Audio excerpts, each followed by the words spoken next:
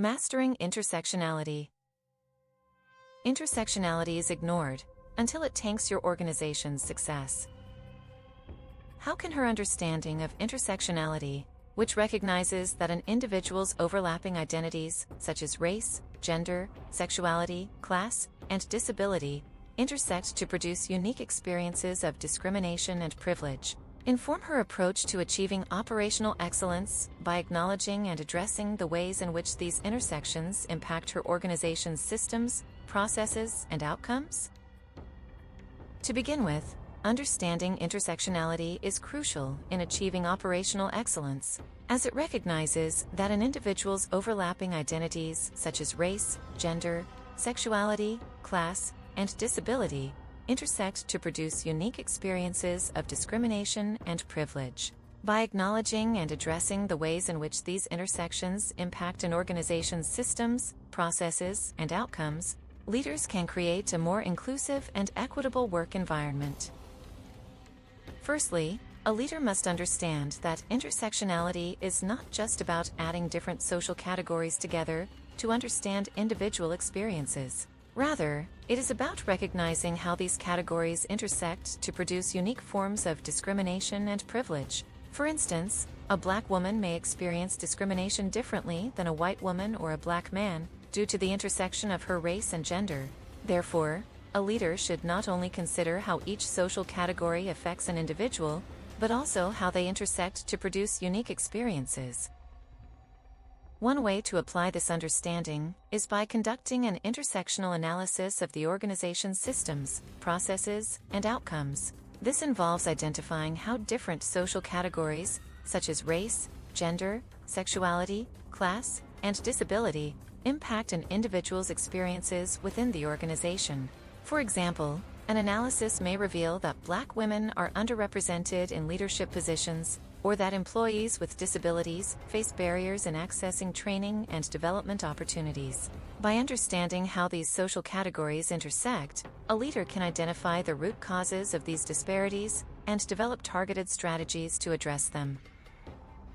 Moreover, a leader should acknowledge the ways in which the organization's systems, processes, and outcomes may be biased towards certain social categories. For instance, a performance management system that prioritizes individual achievements over teamwork may disadvantage employees from cultures that value collectivism. Similarly, a recruitment process that relies on artificial intelligence may discriminate against certain racial or ethnic groups. By recognizing these biases, a leader can take steps to mitigate them and create a more inclusive and equitable environment. In addition, a leader should engage with employees and stakeholders from diverse backgrounds to understand their unique experiences and perspectives. This can involve creating mechanisms for feedback and suggestion, such as employee resource groups or town hall meetings, where employees can share their concerns and ideas. A leader should also engage with external stakeholders, such as community organizations and advocacy groups, to understand how the organization's systems, processes, and outcomes impact different social categories. To ensure that the organization's systems, processes, and outcomes are inclusive and equitable, a leader should develop policies and practices that address the intersections of social categories. For example, a policy of flexible work arrangements can benefit employees with caregiving responsibilities, who are disproportionately women and people of color. Similarly, a practice of providing accommodations for employees with disabilities can benefit individuals who may not have been able to participate fully in the organization's systems and processes otherwise.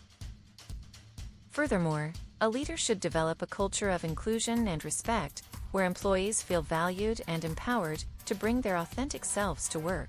This can involve training employees on unconscious bias, cultural competence, and intersectionality, as well as creating a zero-tolerance policy for discrimination and harassment.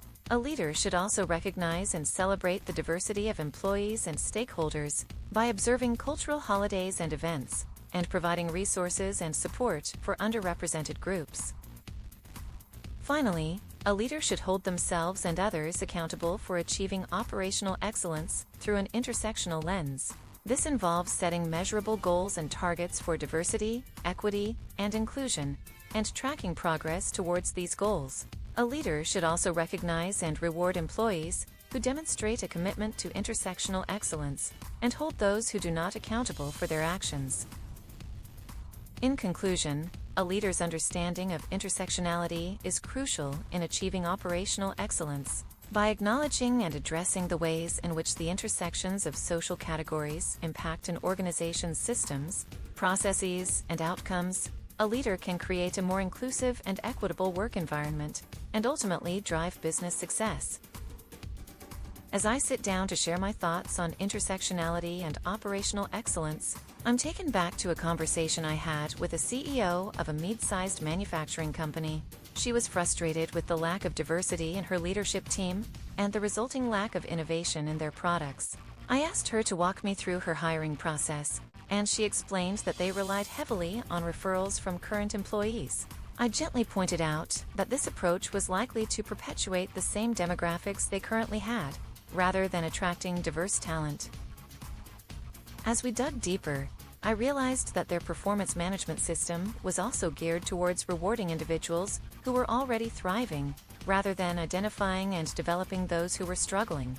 It was clear that their systems and processes were inadvertently reinforcing the very stereotypes they were trying to overcome.